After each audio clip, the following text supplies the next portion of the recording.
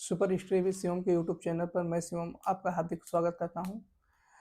मित्रों, UP TET का form भरा जा रहा है। इसमें बहुत सारे बच्चों का, बहुत सारे हमारे छोटे भाई बहनों का कमेंट आ रहा था कि भैया इसमें इस पॉइंट पे डाउट है, इस पॉइंट पे डाउट है, आप थोड़ा इसको बता दें कि हाँ इस चीज़ को हम कैसे करें, फॉर्म में कैसे फिलअप करें। तो बच्चे जा भी रहे हैं साइबर कैफ़े वाले के पास, लेकिन बहुत सारे डाउट हैं। तो उन सारे कंटेंटों को, उन सारे डाउट को हमने इकट्ठा किया और वही डाउट हम आपके सामने लेकर आज आए हैं कि हाँ कहाँ पे कैसे आपको फॉर्म भरना है, कहाँ पे क्या चीज़ें हैं। जैसे कुछ शिक्षक बंधु हैं जो प्राइमरी टीचर में पढ़ा रहे हैं, तो उनके कुछ डाउट थे कि भैया इस कुछ चीज़ को बता दीजिए। तो उन सभी डाउटों को हम आज इकट्ठा लेके आपके सामने उपस्थित हुए हैं और उम्मीद करते हैं कि इस एक वीडियो से आपके पूरे डाउट खत्म हो जाएंगे। अगर इसके बाद भी कोई डाउट बचता है तो आप कमेंट माध्यम से पूछ सकते हैं, तो हम उसका तुरंत रिप्लाई करने का प्रयास करेंगे। चलिए देखते हैं। देखिए, यूपी टेट 2026 जो भरा जा रहा है, इसमें जो जनरल कैटेगरी के छात्र हैं और जो अदर स्टेट के हैं, जैसे जो हमारे यहाँ यूपी के छात्र हैं और जो अदर स्टेट के हैं, तो यूपी के जो सामान्य छात्र हैं, अदर स्टेट के जितने भी, चाहे ओबीसी हो, एससी हो, एसटी हो, किसी भी कैटेगरी के हो, अगर वो अदर स्टेट हैं, अगर वो यूपी में यूपी टेट का फॉर्म भरेंगे तो उनके लिए 90 अंक लाना अनिवार्य है। ठीक है। अगर जो हमारी स्टेट के साथ छात्र हैं, जैसे यूपी के हैं, उन चाहे ओबीसी हो, चाहे एससी हो, चाहे एसटी हो, चाहे ईडब्ल्यूएस हो, इस बार ईडब्ल्यूएस के लिए भी छूट मिली है। ईडब्ल्यूएस के लिए, एससी के लिए, एसटी के लिए, ओबीसी के लिए केवल 82 अंक पाना अनिवार्य होगा, यानी उनको पात्रता परीक्षा उनकी क्वालिफाई हो जाएगी। इसके बाद हम एक बात करते हैं, जैसे बहुत सारे बच्चों का एक कमेंट आ रहा था कि भैया जैसे हम डीएलएड किए हैं तो हम प्राइमरी भरें कि जूनियर भरें कि हम दोनों भर सकते हैं। तो उसके लिए हम उनको कहेंगे कि जो प्राइमरी का हम लोगों का है वो तो एलिजिबल है ही, लेकिन हम लोग 6 to 8 में भी अप्लाई कर सकते हैं। हमारी जो प्राइमरी की शिक्षा होती है वो 1 से लेकर 8 तक होती है, इसलिए हम 1 से लेकर 8 तक एलिजिबल हैं। तो हम आप सबसे कहेंगे कि जो लोग हमारे डीएलएड या बीटीसी जिसको कहते हैं, अगर जो लोग बीटीसी किए हैं वो दोनों पेपर भर सकते हैं। ठीक, दोनों पेपर की फीस 2000 रुपये है। आप लोग दोनों पेपर डाल दीजिए। बाद में जब मान लीजिए प्रमोशन के चांस बनते हैं तो आपको उसमें तुरंत आसानी हो जाएगी, आपके प्रमोशन जल्दी हो सकते हैं। आगे चर्चा करते हैं कि भैया जो लोग बीएड किए हैं, जैसे कुछ लोग बीएड किए हैं, तो एक उसमें ऑप्शन खुल रहा था कि जैसे बीएड वालों को भी अलाउ कर रहा था, लेकिन उनके लिए हम साफ साफ बताना देना चाहते हैं कि जैसे जो बीएड किए हैं, जैसे जो शिक्षक बंधु अदर वाली वैकेंसी में क्वालिफाई हो चुके हैं, जैसे बीएड के थ्रू नौकरी कर रहे हैं, उनके लिए है वो बीएड का ऑप्शन खुल रहा है, ना कि फ्रेशर के लिए। तो फ्रेशर जितने भी है जो बीएड किए हैं वो केवल ओनली फॉर ओनली 6 to 8 का फॉर्म भरें, यही उनके लिए एलिजिबल है। अगर वो गलत ऑप्शन का चूज करते हैं, बाद में उनकी फॉर्म रिजेक्ट भी हो सकते हैं और मान्य भी नहीं है उनका। वो केवल 6 to 8 का फॉर्म भरें, जिसके लिए 1000 रुपये फीस है। तो आप लोग केवल 1000 रुपये फीस भर दीजिए, इसके लिए 2000 फीस है। तो जो प्राइमरी मतलब आप बीएड किए हैं वो केवल 6 to 8 में फॉर्म भरें, जो आप डीएलएड या बीटीसी किए हैं वो 6 to 8 और 1 to 5 तो उनका एलिजिबल है ही, तो दोनों में अपना फॉर्म भर सकते हैं।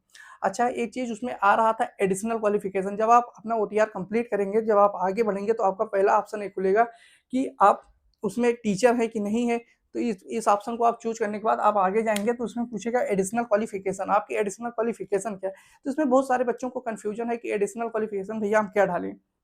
तो उनके लिए जो पहला वाला ऑप्शन आपका खुल रहा है, उसमें आ रहा है कि आपका 2 वर्षीय जो आपका डीएलएड हो या बीटीसी हो, एनसीईआरटी से मान्यता प्राप्त और उत्तर प्रदेश सरकार द्वारा संचालित, तो आपको यही ऑप्शन चूज करना है। आप दूसरा ऑप्शन ना चूज करिएगा, यही ऑप्शन आपको चूज करना है कि 2 वर्षीय डीएलएड या बीटीसी एनसीईआरटी से मान्यता प्राप्त उत्तर प्रदेश द्वारा संचालित। ठीक, ये ऑप्शन आपको चूज करना है। फिर उसमें एक डाउट आ रहा है कि भैया जहाँ बीटीसी है वहाँ पे एक जगह सीरियल नंबर हमसे मांग रहा है, लेकिन सीरियल नंबर जहाँ पे आप मार्कशीट अगर देखेंगे तो उसके ऊपर एक कंप्यूटर आईडी लिखी होगी और नीचे सीरियल नंबर लिखा होगा। तो आपको ऊपर वाला नंबर नहीं डालना है, आपको नीचे वाला जो नंबर है, जो आपका सीरियल नंबर है, आपको सीरियल नंबर डालना है, ना कि कंप्यूटर आईडी डालना। आप इस चीज को ध्यान रखिए, क्योंकि ऊपर ही नीचे दोनों दिया गया, तो आपको कंप्यूटर आईडी कतई नहीं डालना, आपको डालना है क्या, सीरियल नंबर। इस चीज में आपका डाउट नहीं होना चाहिए कभी भी। आगे चल के बात करते हैं कि जो ईडब्ल्यूएस वाले हैं, तो ईडब्ल्यूएस के लिए सर्टिफिकेट कब तक होना चाहिए। जैसे कुछ लोग मतलब बता रहे हैं कि 1 अप्रैल से होना चाहिए, तो ऐसा कहीं कोई चीज़ नहीं लिखी गई। हमने पूरा इन्फॉर्मेशन पढ़ा, हमने जाके वहाँ बात भी किया है। मतलब शिक्षा सेवा चयन आयोग में कई लोग जो हमारे परिचय के, हम उनसे बात भी की है, तो ऐसा कहीं उन्होंने कुछ नहीं बताया। आपका एलिजिबल जो ईडब्ल्यूएस होता है वो 1 ईयर के लिए बनता है। ये 1 ईयर के लिए आपका ईडब्ल्यूएस बनता है, तो आप 1 ईयर के लिए अगर आपका 1 साल नहीं हुआ है तो आप इसको लगा सकते हैं, कोई डाउट नहीं है, कहीं से 1 अप्रैल होना कोई ज़रूरी नहीं है इसमें, ठीक। बाकी बात करते हैं आपका ओबीसी, एससी, एसटी के जो सर्टिफिकेट हैं जिसमें आपकी कैटेगरी सर्टिफिकेट लग रही, वो आपकी 3 साल तक वैलिड होती है। अगर आपका 3 साल के पहले का है तो आप नया बनवा के अप्लाई कर लीजिए। अभी फॉर्म भरने की लास्ट डेट 26 तक है और आप आराम से बनवा के भर सकते हैं, लेकिन पुराना ना लगाइए, क्योंकि इसी ओटीआर के आधार पे आपकी आने वाली जो वैकेंसियाँ होंगी वो डिपेंड करेंगी, आपको दोबारा ओटीआर करने की ज़रूरत नहीं होगी। तो आप इस चीज़ को आप ध्यान रखिएगा। आगे चलते हैं, बात करते हैं जो बीएड वाले छात्र हैं वो पीआरटी में अलाउ है कि नहीं है। तो जैसे कि हमने आपके ऊपर ही चर्चा कर लिया था कि जो बीएड वाले छात्र हैं वो पीआरटी में अलाउ कतई नहीं है, ठीक है। अगर वो फॉर्म भरेंगे तो उनका फॉर्म रिजेक्ट होना 100% तय है, क्योंकि उनको जब एनसीटी की साफ-साफ गाइडलाइन है कि आपको बीएड वालों को पीआरटी में मतलब एलिजिबल नहीं किया गया, तो आप फॉर्म काहे भर रहे हैं? तो नाजायज़ आप इसमें ₹1 भी ना लगाइए, आप इसको फॉर्म को ना भरिए। अगर आप बीएड किए हैं तो आप 6 टू 8 का फॉर्म डालिए। आगे चलते बात करते हैं कि यूपी टेट और सी टेट, जैसा कि सबसे बड़ा मुद्दा हम अगर देख रहे हैं तो यूट्यूब पे यही चल रहा है कि क्या आने वाली जो वैकेंसियाँ होंगी उसमें सीटेट अलाउ करेगा कि नहीं करेगा। देखिए, अभी ना तो आपका शिक्षा सेवा चयन आयोग, ना तो इससे पूर्व में जो वैकेंसियाँ कराती थी पीएनपी, मतलब किसी ने एक चीज़ को क्लियर नहीं किया है कि आगे चल के हम सीटेट लेंगे कि नहीं लेंगे। तो आप इसको 1 भी % डाउट ना रखिए कि सीटेट अलाउ होगा कि नहीं होगा। अभी आपके पास अगर सीटेट है भी तो आप यूपी टेट का फॉर्म भरिए, आराम से क्वालीफाई करिए, कोई दिक्कत नहीं। आपके पास यूपी टेट भी रहेगा, आपके पास सीटेट भी रहेगा, लेकिन मान्य दोनों है।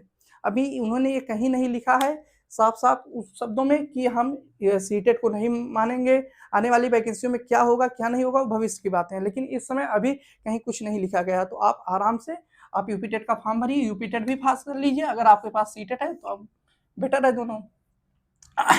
चलिए बात करते हैं जैसे जो बच्चे अपीयरिंग वाले हैं, उनके लिए क्या है। जैसे देखिए, एनसीटी की एक गाइडलाइन है कि अगर आप यूपी टेट क्वालीफाई करना चाहते हैं या सीटेट क्वालीफाई करना चाहते हैं, तो आप अगर आपने बीटीसी में या बीएड में अगर आपने एडमिशन तक करा लिया तो आप एलिजिबिलिटी टेस्ट दे सकते हैं। एनसीटीए की साफ-साफ गाइडलाइन है। लेकिन इसमें अगर देखा जाए तो अभी यूपी टेट का आप नोटिफिकेशन पढ़ेंगे तो उसमें मांगा है कि आप लास्ट ईयर में होने चाहिए, मतलब थर्ड सेमेस्टर में आप होने चाहिए। तो अपीयरिंग वाले फॉर्म डाल सकते हैं, लेकिन एनसीटी की जो गाइडलाइन है उसमें साफ-साफ यही लिखा गया है कि अगर आप जाके आप एडमिशन भी ले लिए तो भी आप फॉर्म भर सकते हैं। तो इसके लिए आप लोग फॉर्म भर दीजिए, कोई दिक्कत नहीं होगी। अगर आपके पास अपीयरिंग है या तो जिनका जैसे 2022 का है तो उनका अभी मार्कशीट नहीं आई है, तो नेट वाली मार्कशीट निकाल के नेट वाली मार्कशीट लगा दीजिए, एलिजिबल है आपका। बाद में जब आएगा तो आप अपडेट कर दीजिएगा उसको। जैसे ये देखिए, हमने लिखा भी है कि यहाँ नेट वाली मार्कशीट भैया लगा सकते हैं, तो हाँ 100% नेट वाली मार्कशीट आप लोग लगा सकते हैं। उसके लिए 1 भी % का आपका फॉर्म कहीं नहीं रिजेक्ट होगा। अभी आप जैसे आप डाइट में जाएँगे तो डाइट में अभी मार्कशीट नहीं आई होगी, जैसे 23 बैच के हैं, 22 बैच के हैं, या तो जो 21 बैच के जिनका बैग लगा है उनकी भी मार्कशीट नहीं आई है। तो आप इसके लिए 1 भी % परेशान ना होइए, आप नेट वाली मार्कशीट निकाल के नेट वाली मार्कशीट लगा दीजिए, आप लोग का सही है फिर। चलिए बात करते हैं कि लास्ट डेट कब तक है। तो लास्ट डेट जो यूपी टेट की फॉर्म भरने की वो 26 अप्रैल तक है, ठीक। लेकिन आप भी इसमें भी 1 भी % की लास्ट डेट की आप ये ना सोचिए चलिए अभी तो इसमें 15 तारीख हुआ, अभी 12 तारीख हुआ है, अभी हम 26 तक भर देंगे। आप लास्ट डेट का वेट 1 भी % ना करिए, क्योंकि साइट बहुत बिजी भी चल रही थी बीच में, अभी तो सही हो गई। तो आप लोग अपने हिसाब से देख लीजिए और लास्ट डेट का वेट ना करिए, फॉर्म भर दीजिए। एग्जाम डेट की चर्चा करते हैं, इसकी एग्जाम डेट कब होगी। तो इसकी एग्जाम डेट 2, 3, 4 जुलाई को इसकी एग्जाम डेट प्रस्तावित है। अब देखिए किस डेट पे होती है। जैसे हमको लगता है कि हो सकता है 3 को पीआरटी करा ले, उसके बाद 2 को पीआरटी का करा लें, 3 को ये जूनियर का करा लें और 4 को जो इन्होंने टीजीटी पीजीटी का दिया है उसका करवा लें। तो ये एक्सपेक्टेड है डेट, ये अपने हिसाब से देख लेंगे। अच्छा, जो अभी देखिए चर्चा चल रहा है, अभी कल के पेपर में एक था कि टीजीटी पीजीटी की 23,000 वैकेंसी आने वाली है। तो अभी वैकेंसी एकदम 100% है कि आनी है। अभी कल हमारी जैसे कुछ हमारे जो जानने वाले हैं टीचर लोग, उससे भी हम लोग बात किए थे, तो जो इस बार टीम है उनसे भी बात किए तो कि भैया 23,000 पे क्या मुद्दा चल रहा है। तो आयोग के जो अध्यक्ष हैं आदरणीय प्रशांत सर, तो उन्होंने भी एक अध्याचन पोर्टल बना दिया है जिसके माध्यम से जितनी सीटें हैं वो भरी जाएंगी, मतलब वो स्कूल वाले उसको आप फिलअप करेंगे, उसके बाद उसका एक पोर्टल पे आ जाएगा कि हाँ इतनी सीटें खाली हैं, इतने दिन में खाली होंगी, इतने दिन में, तो उनके पास पूरा डाटा आ जाएगा। और 23,000 वैकेंसी ये आना